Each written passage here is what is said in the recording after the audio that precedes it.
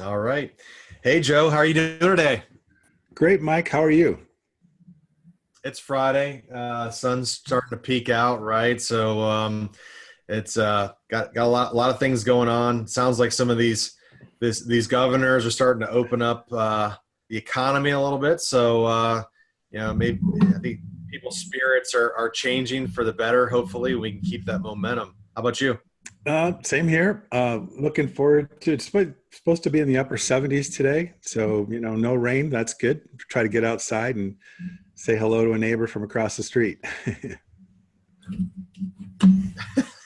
Well, that's good. Well, I know one of the things that we're working on is we're bringing on new guests, and so for today we have Mr. Our coach Nick Davies, and would you kindly make an introduction and tell us a little more about our guest today?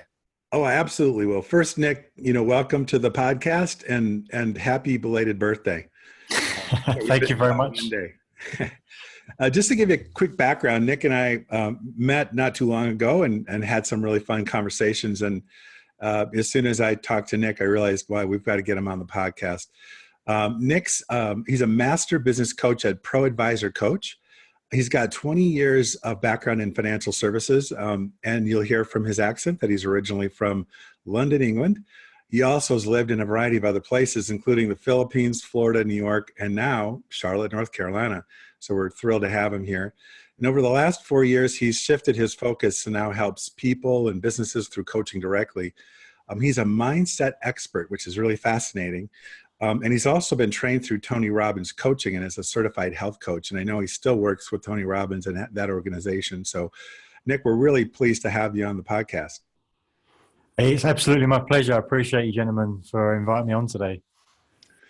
Well, let me kick it off with kind of a question that I get all the time that I can't eloquently answer that well sometimes, but I think, Nick, you'll do a lot better than I do.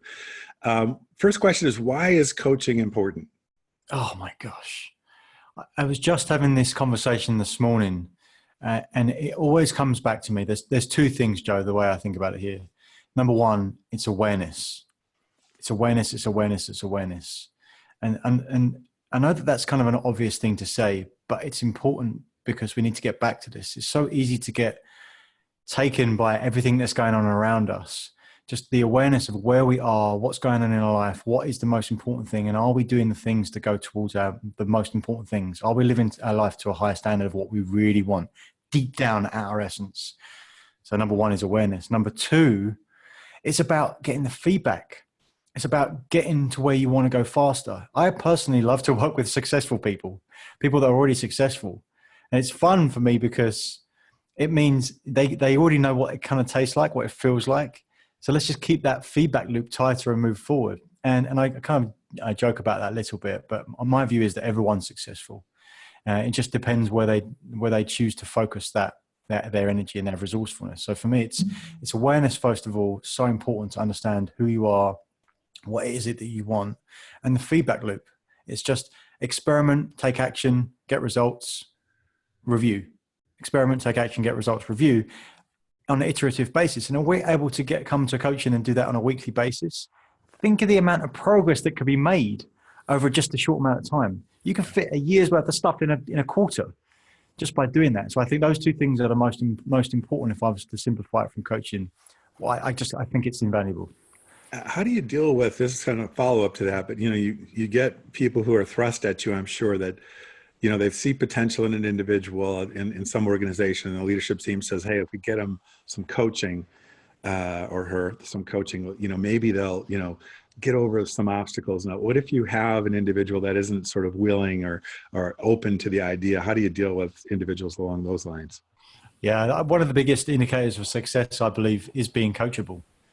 And then that's a choice. It's a choice to be open to different perspectives. And I'm a big believer in permission. So with that type of individual, it would start from that place. Like, are you open to have these conversations? What's going on in your life right now? Do you like what you have in your life? Are you moving towards what you really want? Have you asked yourself what you really want? Because I'm sure you guys have both noticed this, that generally speaking, if you ask someone what they want, they'll tell you what they don't want. We all know that. But if we focus on what we don't want, we're just going to get more of that. And so just to ask those questions and seek it out and find out if that person is really open for it. Are they going towards what they want? Are they happy with where they are? And what's going to happen if they don't make changes? What if they go forward? And ultimately it's having those deep conversations, because if that organization wants that person to come forward, be more of a leader, step up to the next level, and that person doesn't, then they're not going to get there unless they change that perspective. And if they don't want to change their perspective, then that's fine as well. So it's just taking the layers back to see if they really are a good fit. And if they're not, it may not be what the organization wants overall, but at least they'll know. And then they can make some better decisions. It saves time. It saves time. Yeah, no doubt. I think it kind of dovetails into this concept of purpose as an individual. Yeah. I've been doing a lot of sort of soul searching, retired from my traditional CIO role after many, many years. And, you start to think about, what is it I want to do? And what is my purpose? And sometimes you have a difficulty sort of answering that question. How do you help people get to that purpose and to think about, what pathway do they take and how does that relate to happiness and that sort of thing? Yeah, this really makes me sit up in my chair, because this concept of purpose was plagued me for a long time. And the perspective I had was, okay, I just need to find my purpose. You'd see things, you read things, you hear things. I found my purpose. I found my passion. It's fantastic. Everything's great. And at the time, I didn't realize it. If I look back now, I was thinking about it along the lines of, well, suddenly something happened where this huge thing just opened up, and this person, these people found their purpose, and suddenly everything was okay. And it just feels so big. It's like that old expression, trying to find a needle in a haystack. Well, at least you know what you're looking for. Whereas finding your purpose, you don't really know. And so rather than finding it, the difference for me, the distinction that I made that helped me to move forward was just, it's about creating it. What could be what are things that you like in your life? What makes you smile? Like what gets you up early? What keeps you up late? And then just to explore those things. And you can literally start very simply, just a case of make a list, write some stuff down, and then start to take some steps into the direction and follow that and see what gives you a spark. I think of it in like the pit of our stomach. Where's there a little spark? Where's there something you could just kind of see a little bit of light in the darkness, and then start to cultivate that and shield it and give it some oxygen at the same time, and trying to make it into a real spark, and then into a flame, and start to grow that flame into a fire, and then it becomes passion. But it's not often that you get from one day to the next where everything changes. And it's probably not that complex. I think sometimes we try to overcomplicate the whole thing. And I can think of a few things I really love doing. And sometimes when people ask me what my purpose is, I fumble around not knowing exactly how to eloquently state it, but I'm probably overcomplicating it to some degree. I know that there's a lot of folks out there that have been furloughed, lost their jobs, companies are downsizing, and they're thinking about, when I re-enter the market, how do I make that transition in my career, and how do I reshape my identity? And what experience or thoughts have you had in that area? Because I'm sure you've helped people through that transition over time. Yeah, absolutely. Absolutely. It's very, very topical, of course. And I think it starts with a level back from that. And that those how questions always kind of sparks my antenna. Like if we're in there asking how questions, then we're usually in our head a bit too much. So I think it's worth to take this step back. If we're in our head, we're trying to force something. We can't get in that creative part of our mind and our heart to tell us what we really want. It kind of sounds deep, but really it just means being able to see the wood for the trees. And so if we step back and say that we're going to come from this place where there's a belief that there's always opportunity if you're willing to look for it. And time, especially when times are tough. Yeah. You can easily do research on how many big companies are out there now that were born in times of recession and born at times were tough, people that are successful because of it. So I come from that standpoint that there's actually more opportunities available now, but certainly ones that weren't available before. Now, maybe it is true that some doors are closed, but my bet and my belief is that more open than shut. And so it's just a case of deciding that you want to focus on what's possible and then marry that to what you like. What are the areas that you're good at? What are the areas that you feel some passion for? and what are the areas that could possibly make money. And if you could put those together at the intersection and then see with those what opportunities are around, you can start to create that for yourself. That's how I see the balance there. That makes a lot of sense. It's I think as I think about that, Nick and Mike, the time to start thinking about that next career is now. It's not, when crisis is thrust upon you. And it's something I learned from a mentor of mine a number of years ago, is to think about, where do you want to be? And everybody always asks you that question, but these things are all sort of interrelated. I think of purpose and coaching, and all of those things sort of connect. You think about what's next for your career. It's a good idea to kind of have a plan or two ahead of time. Yeah, I think. Exactly. Well, I think there's levels to it. There's oftentimes in life, we tend to bounce between the neutral and the negative, meaning that like the neutral is just, things are okay, things are good. Let's not get too far in the negative. And if you can equate that with the current situation right now, the negative will be focusing on the fear, making things worse. The neutral will be, I'm just going to get through it. I'll be okay. I'll get through it. But that's where most people spend our time. Not all of us all the time, but where do we generally live is between those two spots. But how about if we just had the neutral as the baseline, as the default, as the worst place we be, and the positive or the next step up is the place where we bounce between those. Mm-hmm. So what does that look like right now? Rather than I'm just going to get through this as the neutral, I'm going to get through the other side, it'll be okay. Then I'll be ready to look at opportunities. How about, kind of to your point, Joe, what can I do now to make things even better, that I'll come back when things are back to the new world normal, whatever that looks like. I can take that next advantage. So you're already playing at a higher level. So it's not just how can I make things okay? How can I come back even better? And I think just that mindset makes the difference. Mike, you've gone through a number of transitions in careers, and you're kind of an entrepreneurial guy. How does this all sound to you? How does this react in your mind? Yeah, purpose certainly can change over time, and certainly through your journey in life. Now that you have a family and unbelievable wife and unbelievable kids and extended family, it's kind of what's your journey? And as for me personally, I think it's more as how can I help others? In the beginning, I think as a young individual, it's like, hey, how can I land grab and do as much as I can? And then as I've kind of grown, I've learned just by watching my parents and other mentors is, Rotary International was really kind of big step in for me to kind of get out of my selfish ways and learn how to give. The university that I went to was John Carroll University. Their whole mission of the student journey is to give, and they do it. They were doing it well then. They're doing it even better now. Just how do you serve folks, and it's part of your everyday life. It's not just a one-time weekend. So with that, as a coach, what I looked at back is I actually interviewed two of my past coaches, high school coaches, for the high school that I went to, and I've got another one that I'm working on to have three of those coaches that all came through the journey that really, while I was growing up, had an influence on me as in Pee Wee League and in middle school and in high school. All their fingerprints kind of worked me way to who I was.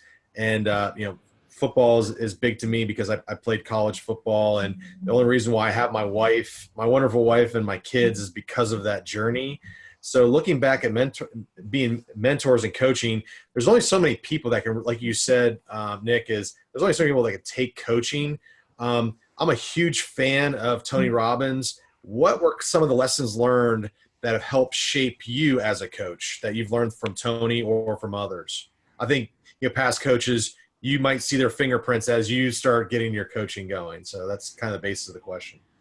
Yeah, and it's great to look back and see what works for you, because then you can replicate it and do it again. Because I'm always looking for patterns and principles, things that can be replicated, especially for individuals. There's the principles overall that really apply to everything, and then how have you seen that apply to yourself, and what patterns that go over and over, so you can then utilize that and maximize it to the best. Because again, back to that awareness, the first things first. So I think for me, one of the things that biggest lessons I always take from Tony is, well, first of all, the simplicity, which I feel that he can articulate things, is just magnificent, and there's so much depth to it, and everything's interconnected. But the biggest lesson for me that works, that makes the difference, it's allowed me to step into coaching and really to focus on giving through where I am now and just being on the journey, is this action thought.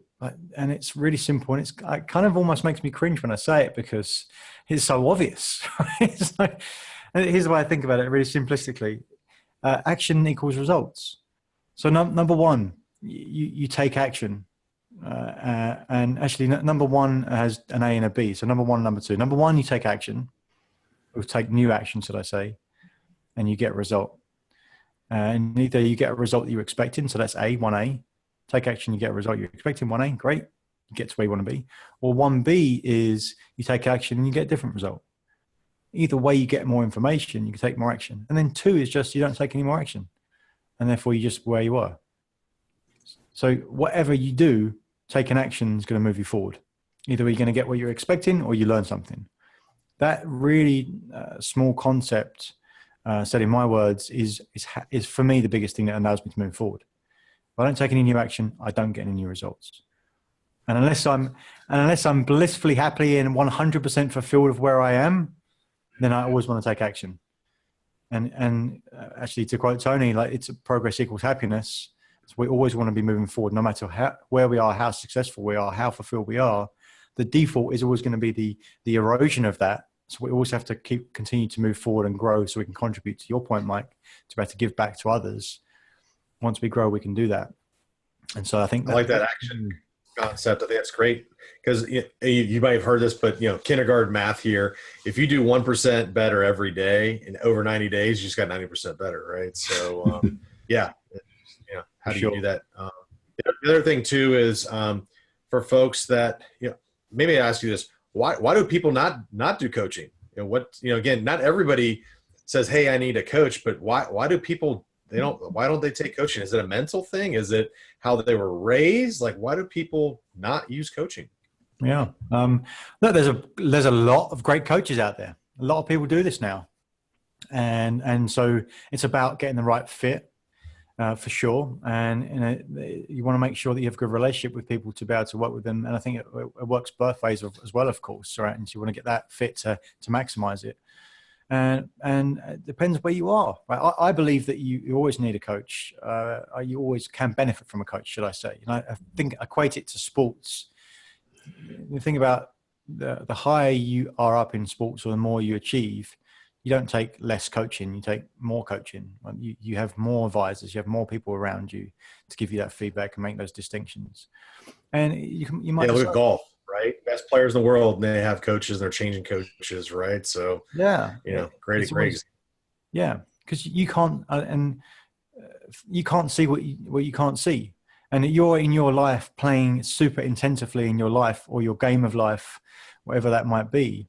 You're in it. You're doing it. You're in the thick of it, and your coach can't play that game better than you, but they can see things you can't because they're not intensely doing it. You're buried in the weeds, as it were, or you're working super hard, you're making progress, but your coach is going to be able to see something different because they're just not in the same position. And so, if you're not looking for a coach and you don't think it's for you, that's fine. That's fine. So the challenge I'd offer is that just to ask yourself, are you in a place of where you want to be? And maybe having a coach is not the right answer for you, but are you exploring adding more? Like, are you 100% fulfilled? Could there be more? Are there other opportunities? It's about playing deep and asking yourself the important questions, I think. Yeah, it's interesting, this whole notion of coaching. And, when we think about sports, nobody would question whether or not you need a coach. The Michael Jordan, documentary that just came out on ESPN. I mean, he really focused on, Phil Jackson was his coach, and he really needed that guy around to give him the leadership that he expected. And it's funny, in business, we don't make that same parallel. We don't have coaches in the same way, but it's odd. You wouldn't imagine any professional athlete not having a coach. I think one of the things you said, Nick, that really struck me is, I think, you look for feedback. I think people who don't who don't seek out coaching oftentimes see themselves sort of, maybe here, but their actual performance might be here. And they're not really open to the idea of hearing that or listening to it. And I think the people that I've interacted with, including myself, when I started to advance throughout my career, was I listened for that feedback. And I was open to it. I may not have liked it, but it actually helped me grow. It helped me make progress, and progress made me happy, as you said. Yeah. So I think that's an important aspect that you talked about. Yeah. I love this concept. It's the coach isn't going to be able to play the game of your life better than you are. Only you can do that. But if it's being open, back to being coachable. Are you open to have these difficult discussions? Like, what feels uncomfortable to you? What are you resisting right now? Because whatever you resist tends to persist. And so if you're open to that, it can make the difference. I work with people. I'm working with someone recently who's super successful, been in business a lot longer than I have, knows way more things than I have, but he's so open and attentive to everything I want to say. I can hear him saying, or other coaches I'm working with. And that just proves to me yet again how important that part is, to have that open, to have that new perspective. Because even if you're super successful, you're always pushing the envelope, you're always at the edge. And whenever you're doing that, you need different perspectives. You just do. And look, hey, no judgment. If you don't want to have a coach, don't have a coach. It's all right. Yeah. The reason I brought that up is I was interviewing a young individual this week, and seems like they were kind of searching they weren't getting the coaching from their existing organization, just how their career came. However, how do you not just say like, hey dude, you need a coach? I'm a little more direct, but how do you kind of make them aware of that? So I'm thinking, as you're talking, I'm like, I should be giving them maybe a gift certificate to you, Nick, just so that hey, because again, I see potential there. Just nobody's tapped them on the shoulder, and maybe it's a life experience, and they realize it, and maybe as you get older, you realize how important it is. Yeah. But I just realized this person has a ton of potential, but they haven't tapped it. With the right coach or the right mentor, this person could just be potentially very successful. But how do you introduce that? So again, as you're introducing people to coaching, where do you start if you haven't done it before, right? So. Yeah, it's a really, really important point, especially when it comes to people that are just starting out or have less experience, because someone with experience is so obvious. It's like, you need to do this. This is what you need to do. I know you can't see it right now, but you need to do it. That's even less impactful for someone who is ambitious oftentimes, because they are so driven. Like, hey, I want to move forward. I want to move forward. I can't see that. I can't be right. I want to move forward, move forward. And the reality is, you can't tell people what to do.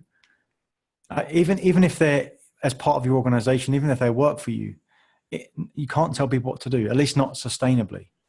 So it has to become back to asking, not telling. Has to come from that place.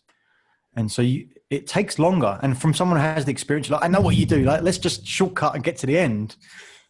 But it doesn't work. It doesn't work, not sustainably anyway. So you have to plant the seed rather than telling. Yeah. So you can't plant the seed on Monday and then harvest on Friday. You gotta wait till fall. Exactly. It has to come back to those last questions. You talk about being open to it. I think one of the things that I know you do this, Mike, with your customers, but you get into the habit and daily routine aspect of what you're trying to accomplish, and you hold people accountable to it. Can you talk a little bit about your experience with respect to habits and routines, Nick? Yes, absolutely. Habits and routines, I think they're fundamental. And one of the things that's been striking me a lot lately is how how if something is obvious or easy, that it's so easy to dismiss. The things I've been listening to some of Jim Rohn's old work recently, and one of the things he said that I got reminded of was, look, all of these things that we need to do to be successful, they're easy. They're easy. We just do the things repeatedly over and over again. They'll get us results. They're easy. Why don't more people do them? Because it's easy not to do them as well. And so there's so that's the interesting balance and irony and of life, is that we know that we need to do these things, and because we intellectually get it, we tend to put it to the side. And that's also dangerous. The older we get, the more experience we get, we tend to push those things aside. Yeah, I've got it. I get it. I've heard it before. Are you actually living it?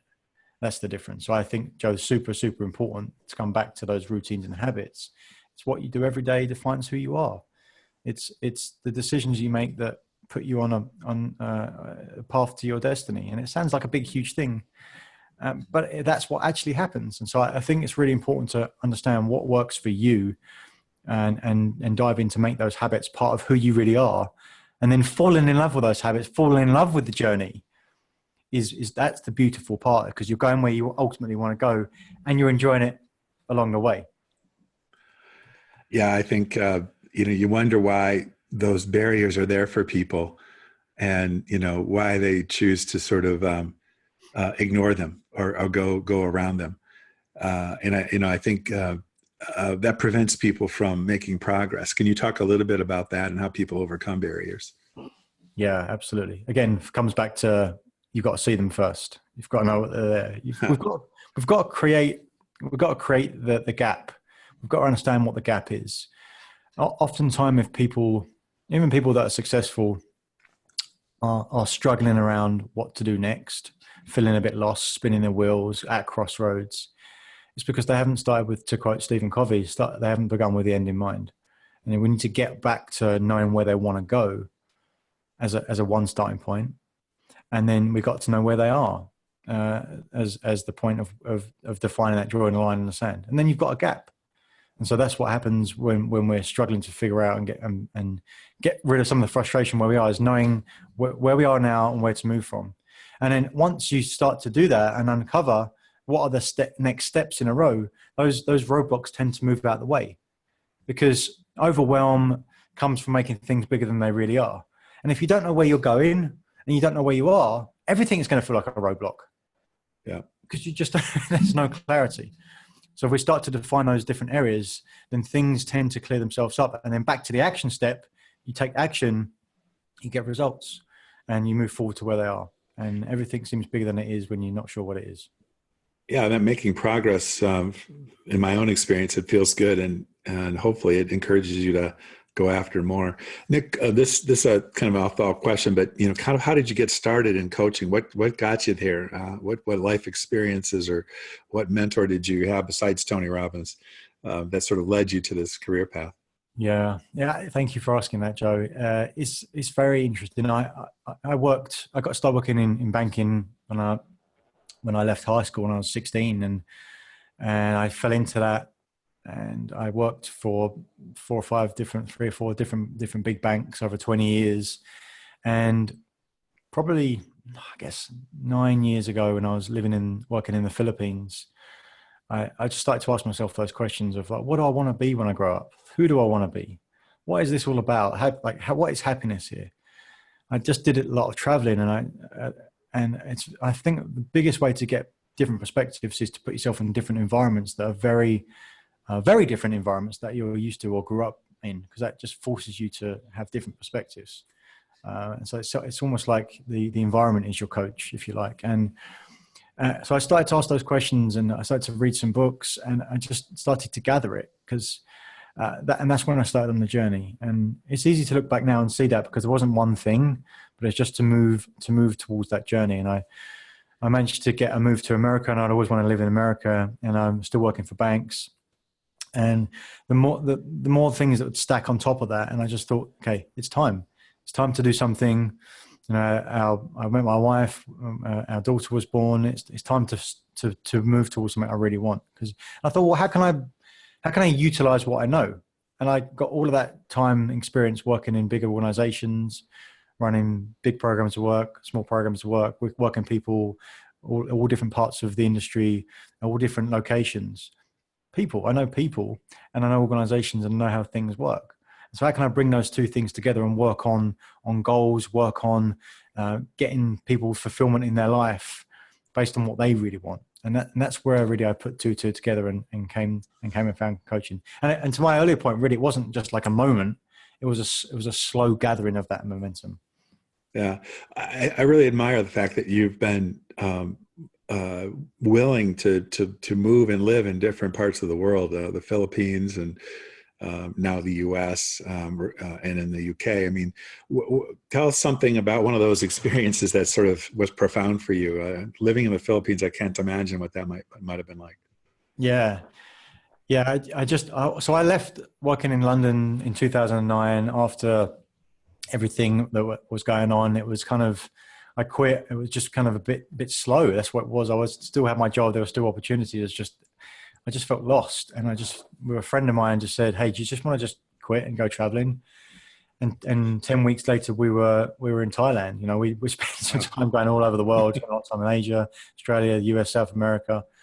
And I didn't know what I wanted. I just knew that I needed to explore. I need to gather more experiences. And when I came back to London, I was looking for a job. And to long story short, I ended up in the Philippines. And I remember there one of the starkest experience was probably in the first 2 months I was there. I had this youngish team, and I sat them down in a team meeting, and I talked for 10 or 15 minutes about what opportunities they had here and how we're going to turn this location into a real big part for this bank. It was a new location. We were servicing Tokyo and Hong Kong, and how I thought this would be great for their careers, and how we can really help our clients and our customers, and it's going to be a great place to work. And then I asked if there's any questions, and this young lady put her hand up in the back and just said, "No, but can you talk slower, please?" and that for me was my whole experience in the Philippines, because it's just communication. What you say isn't necessarily what's being heard, and being able to put yourself in other people's shoes. So that was very stark for me. Like and how important that communication is, and that connectivity with people. And another thing from the Philippines as well, language-wise, and I believe I'm correct here, this is what I understood at least, if again back to communication, is that the translation in Filipino for yes isn't yes how we generally think of it, meaning we generally think of yes being I understand, I get it, I will do whatever it is that I'm agreeing to here. Whereas yes just literally means I hear you, meaning I can hear the words coming out of your mouth. I'm not agreeing to do anything. So just that disparity in understanding makes for completely different expectations from one side to the other. So that communication for me was something that really jumped out. How about living here in the South? I mean, my wife and I moved here 6 years ago, and I had a much different perception than my actual reality has been.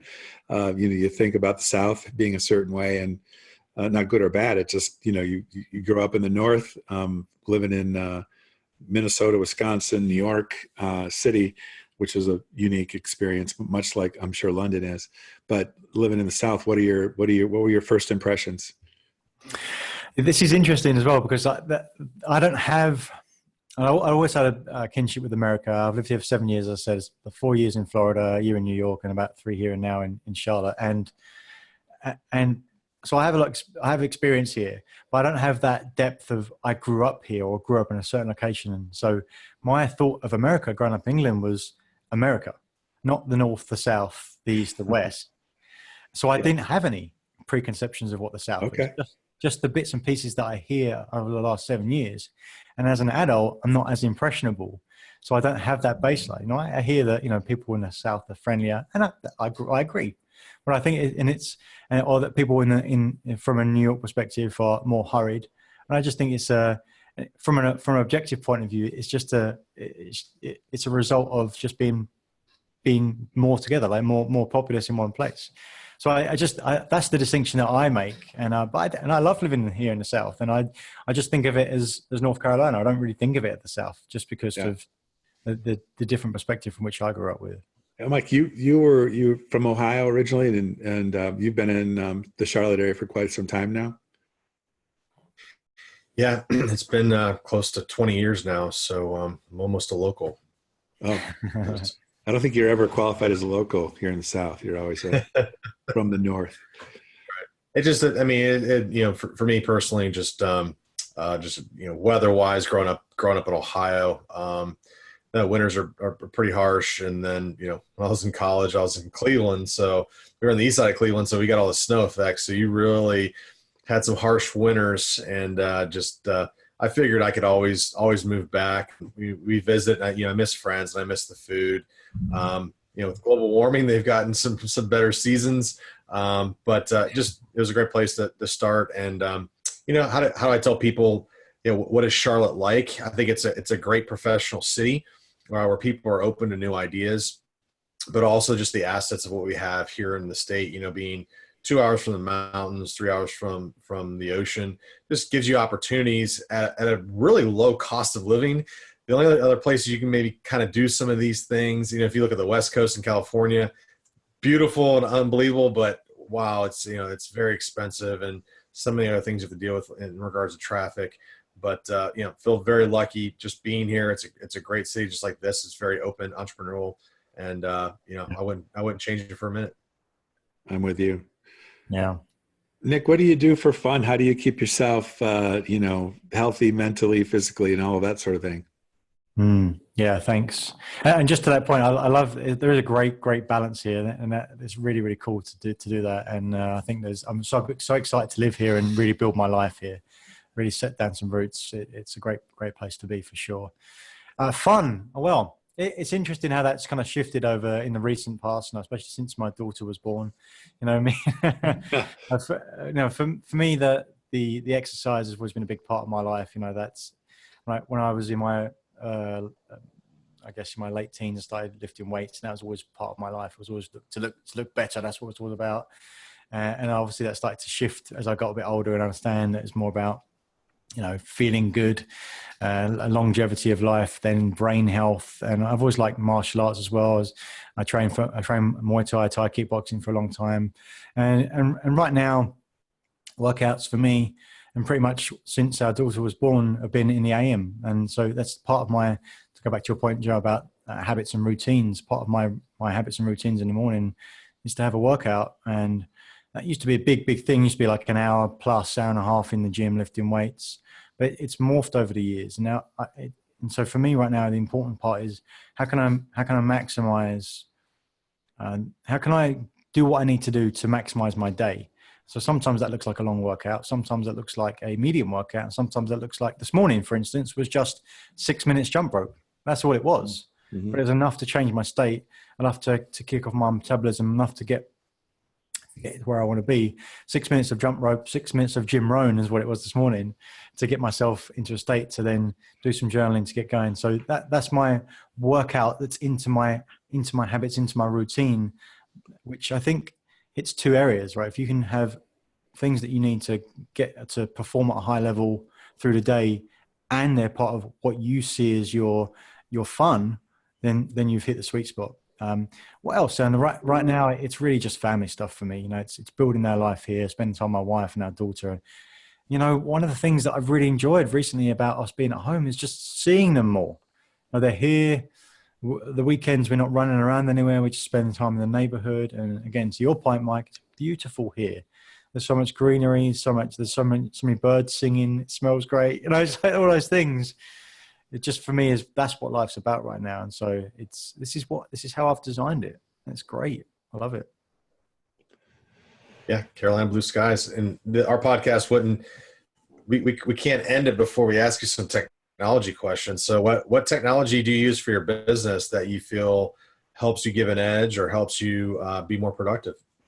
Yeah, awesome. Well, first of all, would start with the fact that I like to have some multiple screens. Really simple. I need to see what's going on. I think if a lot of time the thought process is of, if I'm working from home, I can do it on my laptop. Everything I can do on my laptop. Yeah, yes, you can.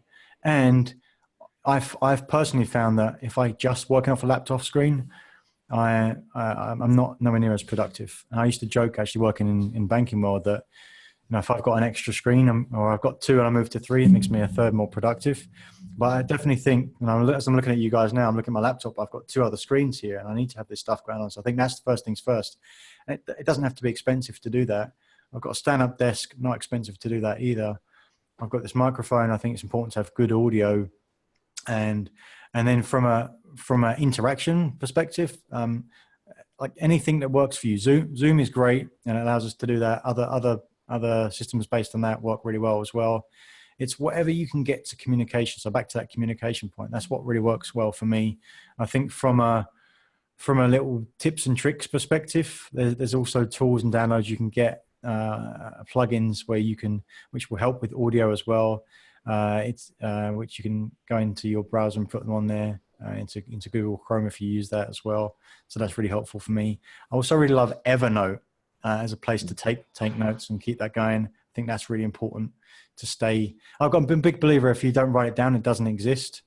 And so having that on a regular basis to get that, again, back to that feedback, to give that feedback to myself, they're really the things that I use on a daily basis, to make sure that I'm in line with where I need to be. I need to have these things set out. I think I've seen more Yeti microphones in the last month than I've seen in my whole life. So, Mike, you've got one. You actually convinced me to get one. And I see one in the corner of your screen there, Nick. Yeah. Yep. I know we're coming up on the close of our segment today. How can people find you, Nick? Well, thank you. So you can find me at proadvisorcoach.com. You can actually get me at nick@proadvisorcoach. But also I wanted to share, I have a website which I have for myself, where I put some stuff on there. I also have a YouTube channel where I just put my thoughts out there. And back to the awareness point I made at the start, and I think everything starts with awareness. And I have this really cool tool that allows us to start to see some of that awareness, to give us that different perspective. Tools are really about thinking. So I wanted to offer that to anyone who's listening or seeing. And you can get that at onemansbalance.com/free mind scan. So the tool is called Mind Scan. So if you go to onemansbalance.com/free mind scan, you'll be able to go there and fill that out. It takes like 15 minutes. And then I'll be happy to set up a call if anyone wants to do that as well. But you'll get some output from that. And I think that's great. Just a valuable thing to do. Yeah. We can include that link in the notes below. Very good. When we publish the podcast. Well, great. Nick, it's been a lot of fun having you on today. We've learned a lot. I'm glad you're here in the Charlotte region. We're thrilled to have you here, and hopefully one day we'll be able to actually meet in person and have coffee or have a beer or something. Right, Mike? Yep. Thank you, Coach. Is that going to happen again? That sounds great. No, I appreciate you. Keep doing what you're doing, gentlemen. It's fantastic. Thank you. Mike, I'll turn it back over to you. Any closing thoughts? Yeah, no. Well, thanks, Coach Nick, for jumping on. That's great. Again, where Joe and I have been, and some of the folks that are on here, it's all about leadership, right? And sharpen the saw. Iron sharpens iron. So thanks for sharpening the saw with us today, keeping us motivated. And you need different perspectives. Like right where you grew up, I think one of the advantages of leveraging you as a coach is you didn't grow up in the United States, so you're looking at it from a different perspective. So that gives you a unique superpower. So here with the Shock and Eddie business, we're always looking for unique cowboys with superpowers. So we'll add you to the posse with our CXO Underground. So thank you so much, Nick. We appreciate you. Appreciate Anything else, Joe? No, that's it, man. It's great seeing everybody, and stay safe. And we look forward to seeing you on the next podcast. Thanks, guys. Be safe. All right. Take care. Thank you.